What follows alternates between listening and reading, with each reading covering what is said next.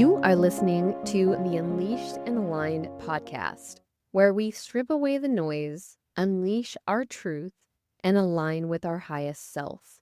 I'm your host, Felicia Dom. Now, let's dive into today's episode. Welcome back to the Unleashed and Aligned podcast. I am here with Laurie Hardie. She is an author, a speaker, a coach, and the Seattle radio personality in all things podcast. She has 6 grandkids that call her Grandma Lala, 3 kids she raised on her own as a single mom. Laurie is passionate about leaving a legacy. She loves helping women share their story and their wisdom to enlighten the next generation and leave their legacy. Welcome to the podcast, Laurie. I'm so excited to have you. Thank you, Felicia. So before we dive into all your wisdom, I know you're about to share so many amazing nuggets for the listeners. I would love to hear a little bit more about your journey and what brought you to the work that you're doing today. Oh, my goodness. I worked in radio as a young person before I ever got married and had kids. And I always thought when I became a life coach, I thought the best way to get seen and heard would to get back on the radio. And so I went on this campaign and I was on all these different stations. Now, this was before podcasting was a possibility. It was made, if you were going to do anything, it was a CD or a tape. And so I kept getting on the radio, and it was so interesting because, and you probably realize this, Felicia, when we are coaches, we ask great questions. And so I would get on these radio shows and I would ask a question, and suddenly the show was all about them. It wasn't about me and my coaching. And so I thought, I got to get back on the radio. And so then I started that journey to get back on the radio. And because in my day, they paid you to have a show. Now I'm coming back after I've had my kids and they want you to pay to have a show. And I'm like, okay, to have a show. And so I did a couple of 1-year stints as coach on the radio, but I got back and I got into traffic, which put me on every station in Seattle. And then I ended up at Warm 106.9. Now I'm at KIRO in Seattle. But the whole point was to be able to use my voice to help people who have been through things. My book is Did Not See That Coming, Hope for the Single Parent. My husband left me for a man, and this was over 20 years ago. It wasn't real common. People didn't talk about it. If we would have had podcasting then, and I could have reached out to women who had gone through this without slamming their ex, whatever, that would have been, so I feel like I was right behind the wheel on everything. So then when I got back into radio, then I started finally having a podcast. And that's what really, I thought more women need to have the opportunity to share their wisdom and tell their story. Oh, I love that. So tell us a little bit about your podcast. So I interview women, mostly older women, but sometimes not, who have had big interruptions in their life. Because what I have found is often we'll say, oh, I could never go through that. I could never deal with that. But when we have an interruption, women rise up, they step up and they do the next best thing. And what I'm finding is often the next thing is the best thing. Like they never would have gotten there had they not got fired, got sick, got divorced, whatever. And so I love sharing those stories of people and how they've walked through trials and come out on the other side even better. And some people have had a few interruptions and they keep rising up. They keep doing better. And I love that because sometimes we see women that get slammed. Maybe they become a widow and they can't get up. And I want all women to be able to get up and know they have the power and the courage inside them to do it with the help of other women. Yes. Oh, I feel like there is a lot of podcasts out nowadays, of course, but there's so many, like you had mentioned, if there was just podcasts when you were going through your thing, because there's so many ways that people can find things and information. And I think it's such a beautiful thing to get out there. You helped me start my podcast, so I'm super grateful for you because I probably would have never started it. But it's that premise of helping educate, helping bring awareness, helping inspire other people. And it's so amazing that the work that you're doing. And I'm, yes, so grateful for you. So thank you for helping me also have a voice and get out there and leave my legacy. And can I ask you a question? Yes. Because you did go through my program, I find that women they get worried, they feel like it's too much. And what I loved about you is you brought all your stuff we turned it into something, and now you have kept it going. What's that been like for you? It has been so amazing. I literally encourage people when I have a lot of women come on my podcast.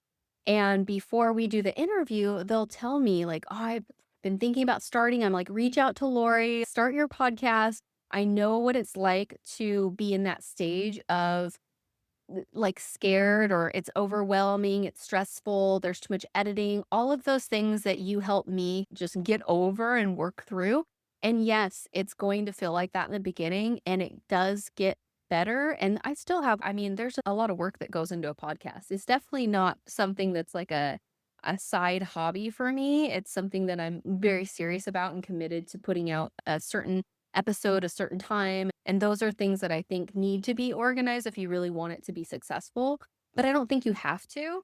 I think that you can do it however you feel called to do it. And it can be, I had somebody on and I was like, you should just put out how you feel and what you're going through or these events in your life. And you don't have to share it with people. It can just be for you to look over at a later date in life. But I have evolved so much from the beginning to now, and I really crave to get better and to gain the knowledge through not only people that are on my podcast, but just through listening to myself back and trying to redefine and revise and grow. And it's been amazing. And so I am a huge advocate. If you are thinking about it, if you're unsure, if you are like, "Oh, I had this idea, but somebody else has done it," they don't do it like you. Like, my podcast is probably similar to a lot of other people's podcasts, but it's not me. Yeah, or their podcast isn't me. It's going to bring your flavor, your personality,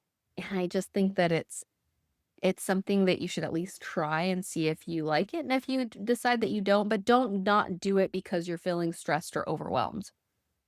Yeah, that's so good, and I love that you said yes. You had a big event, and within 7 days, I think 5 days, we got you launched, so you went to that event and said, "Hey, I have a podcast," and you were able to get people to download and listen, and one of the marketing things I've learned in my marketing class is that the more podcasts there are on one topic, that means that's what people are looking for. So it's really a good thing, it's not a discouraging thing. Yeah, yeah, that's so true.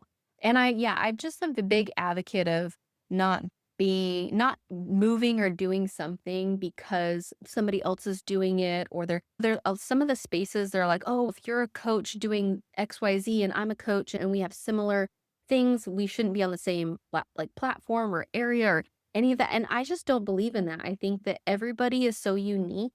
I'm going to attract my people. You're going to attract your people. Our processes are going to be different. Even if we do some similarities, it's going to be different. And people, even the way you speak, it lands for people differently. And so I think that it's never an excuse because somebody else is doing something to not pursue something that you either enjoy, you want to see if you enjoy, or you're just inspired to try to create something. I say go for it.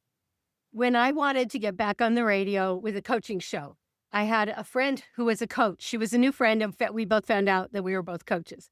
And I said, I don't want to tell anyone. I want to reach out to radio people, but I also don't want to tell anyone because I don't want anyone to steal my idea. And she just put her hands out and she said, Lori, there is room. Speak your truth, tell your story. There is room. And that has stuck with me all these years that there is room. There is never too much. And as an older woman coming up in radio, there was always one token woman. And so that was my mindset is I got to be good enough to be that one woman. And when she said that, it made me realize, first of all, we've come a long way. We have a long way to go. But second of all, there's room for all of us. I don't have to protect my wisdom and my words so that somebody takes it. Let's just give it and know that Yeah. there is a place for us. I love that because I have felt that way when I first started. I have all these ideas and I'm like, oh, I don't want to say it to certain people. And then when I started saying it, my fiance was like, you shouldn't tell people your ideas because they might try to take them. Or we'll all share wisdom with somebody and then they'll take that and they'll create something. And he's, oh, they just took your idea. I'm like, they didn't take my idea. I'm sharing it and they're evolving. I'm evolving. Like we are co creating things together. And it's a beautiful thing. And I encourage people to do that. If somebody says something that sparks interest in you and you're like, wait, that's great. And you jump out and you start working on your own version of that. I think that's great. Like you said, there's room for everybody. Yeah. And women collaborating, that was another thing. When I was starting out in business as an entrepreneur, there was always all the tapes were usually men. And Yeah. it's this solo. And what I've realized in business, we have to collaborate. And women, when we collaborate together, we come up with beautiful things. And it's not even ownership. It's like we may do something together and then one branches off, but it's all this shared thing that we want to pass on. And I love what you said about just record something, whether it's video or audio, if you never put it online, because it is your legacy. And my sister just lost her husband and Sorry. she took his phone and she carried his phone with her because he had videos of him with his Mm. grandkids. He had things that he had put on there. He wasn't like a really active, but he had things. It used to be in the old days, all you could do to hear your loved one's voice was call their old answering machine. Yeah. But now we have this incredible way to leave a legacy for our family when we're gone. If I got hit by a truck tomorrow, my family would be able to still watch me and hear me, and I think it would be very comforting. It's a legacy. And that's when you say, don't stop because someone else is doing it, or you feel like this is the one thing you probably heard this. Oh, I hate my voice. Hmm. Everybody hates their voice because it sounds different. And even I work in radio. People that are famous that I work with, they're like, I hate my voice because we're not, when you work in radio, you get used to hearing it. But I always say, it's not about you. It's about your message. If you're Yeah. prompted to share your story, tell your wisdom, then it's not about who's going to listen or I hate my voice or I hate the way I look. You do what you're prompted to do and let the people who need you find you. Yes, I love that.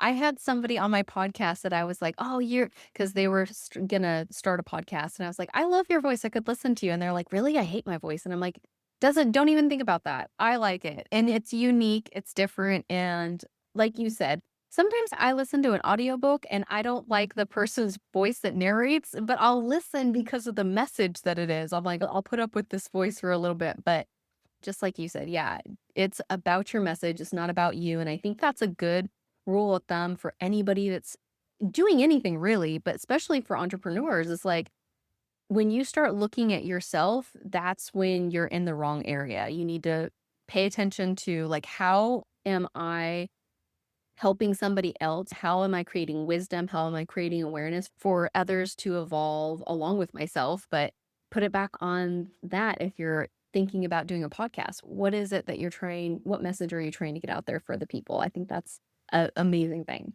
And it's brave. And I Yes. think sometimes we just, to be brave, reach out to those people that would encourage you, not the ones that will be like, oh, don't start something you can't finish. Someone that would Yeah. really encourage you.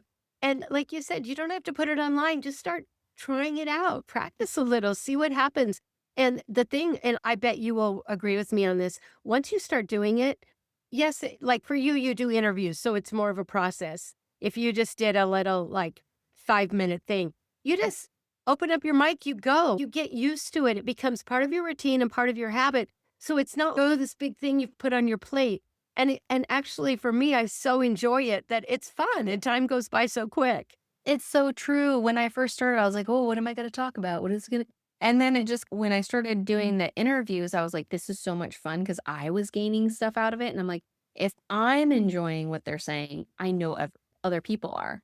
And then when I started putting down, "Okay, I wanna do a podcast on this specific thing," and I do those, I write down a lot of ideas, and then when I have time to do it, I'm like, "This is actually super fun."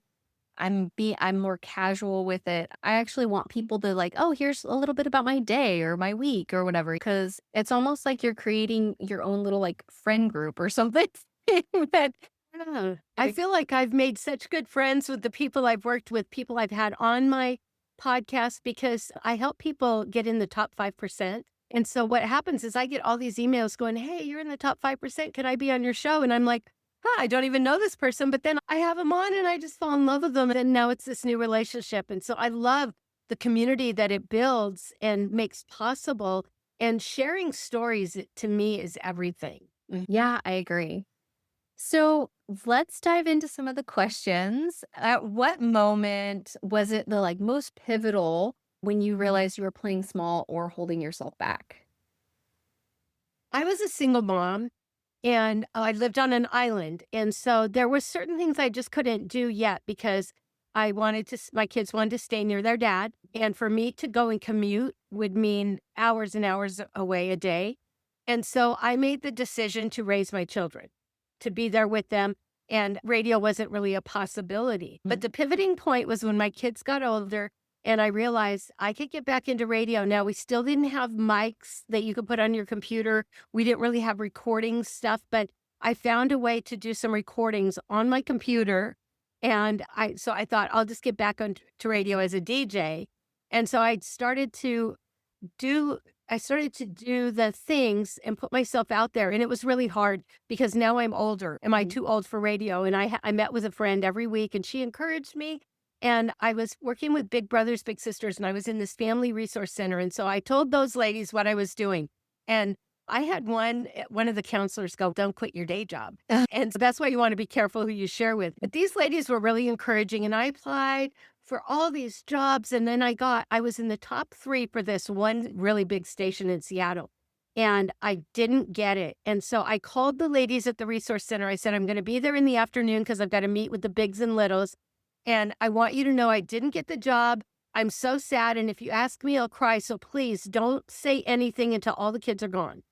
And so I got my stuff together. I went over to this resource center to meet with the kids, and I walk in and they'd rolled out this red paper, and there was sparkles everywhere. And I thought, I am so into what I'm doing. I forgot someone's birthday. So I run to the back room and I'm go, what did I forget? Whose birthday is? And they go, it's you. We're having a pity party for you. And I'll tell you what, they got me coffee certificates, gardening things, and they encouraged me to keep going because I said, I'm done. I've tried all these things. I've done everything I want to do. And do you know the next thing was metro traffic, which I did not want to do, but I got in touch with them finally. I'd been trying and they hired me and I ended up on almost every station in Seattle. But I don't think had they not had that pity party for me, I Love would have had the that. courage to go on. And that's the power of women encouraging women. And to me, that was my pivot point because it was then that I launched and I went into my next, which was being back in radio and now teaching podcasting. I love so many things. One that you said in the beginning is that you made the decision to like be at home, stay at home with your kids. Cause I think a lot of people, they don't realize that is a decision. You could commute or you could stay at home. Some people I think have that trap mindset where I'm like, I have to do this and this is just my life. But you said you made that decision and I love that. And the next thing I love is that you said you are going after something and you're in a later stage in your life. And I think a lot of people think, oh, I'm just too old for that.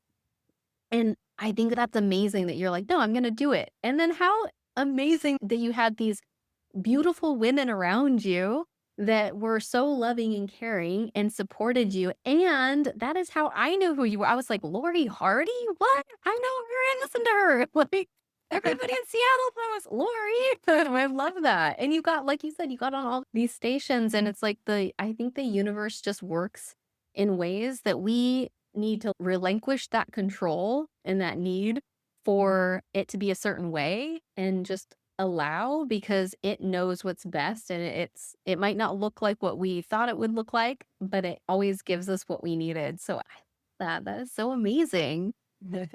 So to become the woman that you are today, the grandmother, the guide, the storyteller, what did you need to let go of? This sounds so basic, but I had to let go of control. As a single mom, I had to really choose my battles. And I remember friends would say, I would never let my kids do this or that. But what I realized, kids are going to do what they're going to do. And the best thing we can do is to walk with them, support them, and have awesome conversation.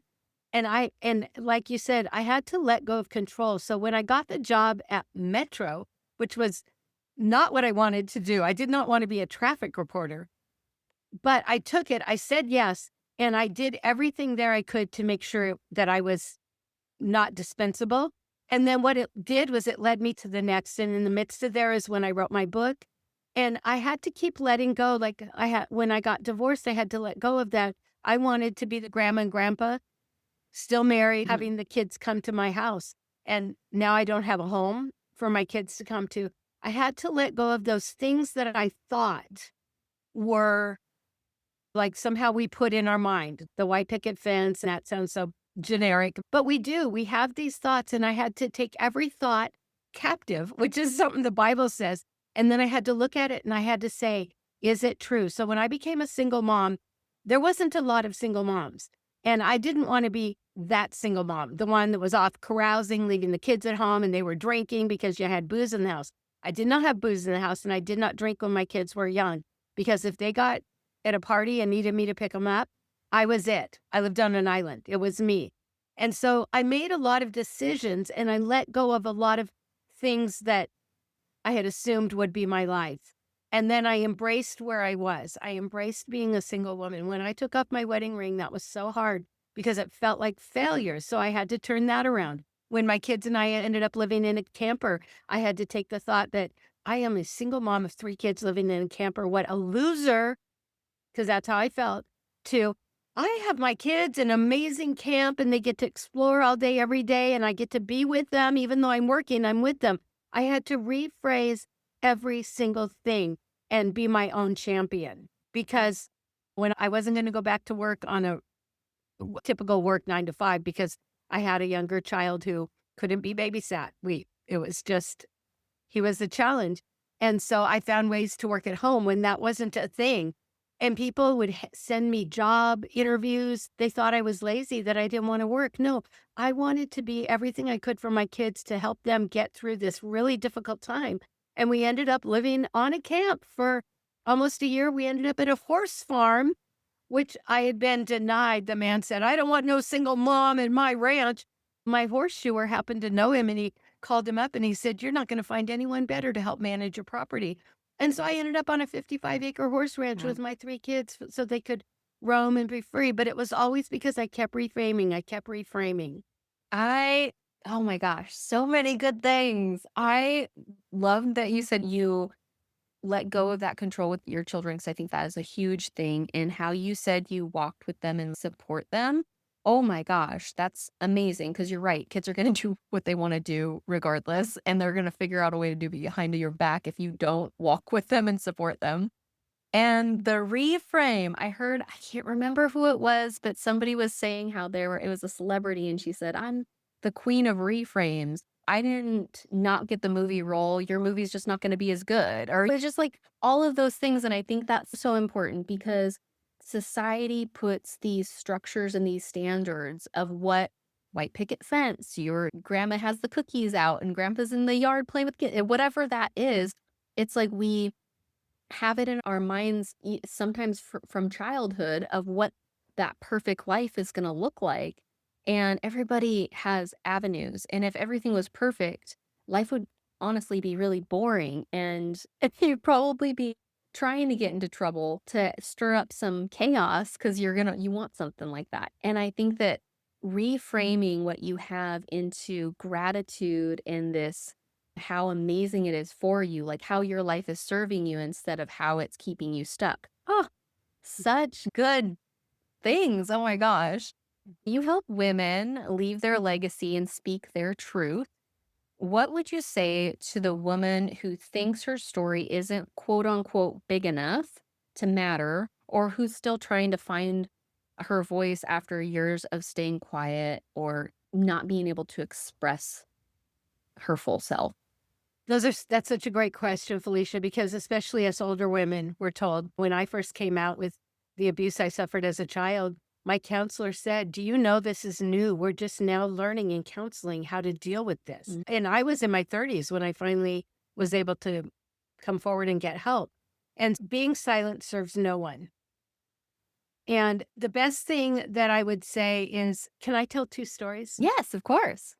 So my favorite story, I used to run a day center. I started a day center for homeless women. And there was this one little gal who had been clean and sober. She had gone through our program of our umbrella of the Hop Foundation. She had done the culinary program and the Queen It's a New Day program. And then she was volunteering with me she was getting drug court credits and everything, but she was volunteering with me. Now, I only knew her as clean and sober, and I adored her. She was younger, a young gal, and she was a smoker. So when the ladies would come in, they would want to go out and smoke. So she'd go sit outside, smoke with them. Now she's got captive audience, and she was able to help them get them connected with resources. And so one day, oh, this beautiful young girl, she is sitting with me in Esther's place, it was called, and this woman walks in and she had the biggest smile. Her name was Mindy, biggest smile, but she was filthy dirty. You could tell she'd been sleeping outside. And they see each other. So like I'm looking at them and they see each other and they start screaming and hugging. And you've got this girl who's clean and sober and getting her kid back and getting her life. And then you've got this person who just climbed out from probably a cave.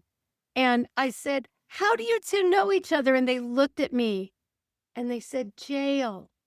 That's why our story matters." Yeah. And then we had what we called Testimony Tuesday, where people would share how they got out of addiction. It was usually jail or hospital. But we had this one volunteer who had never been in addiction, and we kept asking her to share her story. And she kept saying, "I don't have a story. I don't have anything, nothing." And I took her aside. I said, "You don't have a story?" And she goes, "No." And I convinced her to tell her story. So this is her story. One day she's at work and she hears on the radio about, I don't know if you remember this in Tacoma, when a bridge collapsed on a car, on a family. It just instantly killed the family. And they heard that on the radio. It was so sad and everything. Suddenly she gets a phone call. Oh, It's her family. oh my It's God. her daughter, her son-in-law, and her 2-year-old baby, Oh grandbaby. my God. And so this journey she walked through of losing 3 people, and so now she's volunteering at Esther's, just being there for the ladies. So she gets up and she tells her story, and the women are bawling because they know Gosh. her. They have no idea. And 3 ladies came up and said, "This is why I'm on the street. I lost my family and I can't Oh, cope, yeah. and you're telling me there's hope." Our stories matter, no matter how tragic, how simple they feel. And I always tell women, it's not that you're telling it for everybody. If one person responds. So when I first started this podcast, one of my first people was Molly, and she said, "We don't age, we season." And at 58, she'd been selling makeup. And so she had been the breadwinner in the family. The husband did all the behind the scenes things, her books, everything else, but she was the big breadwinner. This company went out of business. And at 58, she had to reinvent herself. And she just went, "You know what? I can do this." And she did. And my niece, who just lost her job because AI has taken it, she's a graphic artist, she's amazing, was making a ton of money. And she said, "Auntie, I listened to your podcast. I listened to Molly, and if she can do it, I can do it." Oh, yes. That's why our story matters. If it helps one person, is it worth Mhm. it? Yes. Yes. That's beautiful. And I truly believe that stories matter. And that's one of the reasons why I wanted to start a podcast, is because I was so inspired by all these people's stories that they weren't telling it to inspire. They were just talking. And I was like, oh my God, you're amazing. And I was like, yeah, I feel like more people need to hear these things. I have a lady that she was supposed to be when I first started the podcast before I met you. I was trying to start it and I got discouraged, but I met her at it was like a sound bowl training. And she was recovering from addiction. And she went to an event with Sound Bowl and she felt very like therapeutic by it. And she started doing it. And then she started doing it at treatment centers and she's been clean and sober. And that's what she does, is she wants to like basically help others. And I was like, "Oh my gosh, like, you are so inspiring." And I just wanted, like, everyday people that have all these stories to share that are amazing, and they don't think that they don't think that their story is that amazing. And I'm like, "No, you don't realize how magnificent this is." And so I love that you shared that. It's Yeah. yes. And I think that's why it's encouraging. We hear celebrity stories all the time, but also they're celebrities and we know they've got to set a certain hand up or certain. What about the scrappy women that just figure it out and make it? And that's who I want to hear from, because Mm. I want to know. I don't want to hear from somebody that says you can make it. I want to hear from somebody who made it. Yes, yes, exactly. And I feel like real stories are the people that are still going through that journey too. Of course, they've had so many triumphs, but they're still, you get over one mountain and you're like, now here's the next one. And I love that. It's so encouraging because, yeah, we don't stop. There's no end. There's no like final destination to achieve. Once you achieve that one goal, you're going to the next and the next. And it's never a doubt of age or any of that. It's Yeah. just all about evolving. Yeah, strength building and evolving. So can I share one more story? Yeah. So I worked at Warm 106.9 forever. I was part-time. I really wanted to be full-time. And I got this amazing offer at another station. I won't name it. And I went and I got full-time. It was amazing income. At the same time I started, the person who hired me went to a different station and the new people had already picked their team. So I was redundant. And so I stayed for as long as I could and then they let me go. And when I left, I felt this peace, which I didn't understand. And what I realized after I walked through it, I then went with the guy who actually hired me. Now I'm at his station anyway, doing fill in at another station. But what I realized was I would have never left Warm. I loved it there. It was comfortable and I loved what I did. But in order for me to do what I'm doing now and help more women and be more available, I needed to leave Warm and I wouldn't have. And so I would never have chosen to go to a place and then all of a sudden I'm like, I'm the one not picked. But it served me, it helped me, and now I'm in this place where I'm like getting to live my best life. And do I miss Warm? Not really. I loved it. Every day I sat down and I said a prayer of gratitude. Every single day I sat down in that chair to do my job. I loved it so much, but I never would have left had this opportunity not come up and then this slash, whatever you call it. But it served me so well. And it just what you were saying about how things happen. And sometimes if I think about it too much, I'm like, what if I was still warm? No, I am where I want to be. I'm available to my grandkids. I'm available to go fill in on a number one station in Seattle. I'm available to go do things. I love Seattle Storm. I go to all their games now before I work nights and couldn't. So, Yeah. so amazing when we keep it's like strength building. We build, we get more strength, we build more. And now as an entrepreneur, I'm having to market, I'm having to do more is called of me and I'm stepping up. I'm doing it. Why? Because I know I can because I've been through so much. Yeah. Oh my gosh.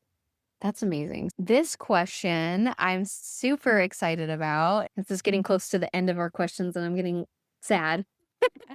But on the days when you feel disconnected or off track or just maybe heavy, what do you do to realign yourself? That is such a great question because what I do every day is align myself. Now, I'm a morning person. I read this book called The Miracle Morning, but already was a morning person, but it's a great book. But I get up, I go swimming, and then I call it devotions for lack of better. I read the Bible, and then I also read a motivational book, and I just spend time quiet, which is really hard. I think women, it's harder to be quiet with our thoughts, Yeah. but I don't beat myself up. I just try to be quiet and I try to just meditate on whatever is coming my way. And that's when I get my best thoughts. And something that I've really learned is the self-talk. And I think as coaches, we've learned this. If something doesn't work out for me and I reframe it and I say, oh, this opens the door for more possibilities. So I take the time to reframe, take my thoughts captive and reframe them. But what I recognized is our body also holds memories. So sometimes our body is almost sabotaging us, but our brain doesn't really know what's happening. And this was happening for me as an entrepreneur. And so when I recognized my body was holding something, and this was in my quiet time, I just asked it. I said, what are you afraid of? And what came up for me was as a child and then as a wife, every time I made money was taken from me. And then even as a single woman, when I would have an opportunity to make big money, someone would come in and divert it so that I wasn't able to get that. And my body was holding that memory and keeping me, no, you don't want to go and make money and be an entrepreneur because people will hurt you. And so it wasn't a thought, it was feeling. And so when I was able to recognize that and kind of unite it, blend it together, I was able to just then use my words and tell my body, oh, you're safe. You're an adult. You're in your 60s. You get to keep all your money or give it away. You get the choice. But it was so interesting to see that fraction. And often when I get clients and they'll go, I'm just off this month. I don't know what's wrong. And they'll say, oh, what happened in August? August? That's when my mom died. Like your body is keeping the memory, even though your brain has told you all the right things. You got to keep going. And so and there is a coaching program called Belief Coding that I've been looking into and following, and they really expand on this.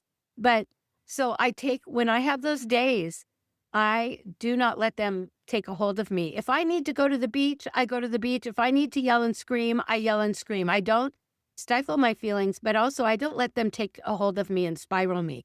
There was one day where something I was expecting didn't happen, and I was really mad.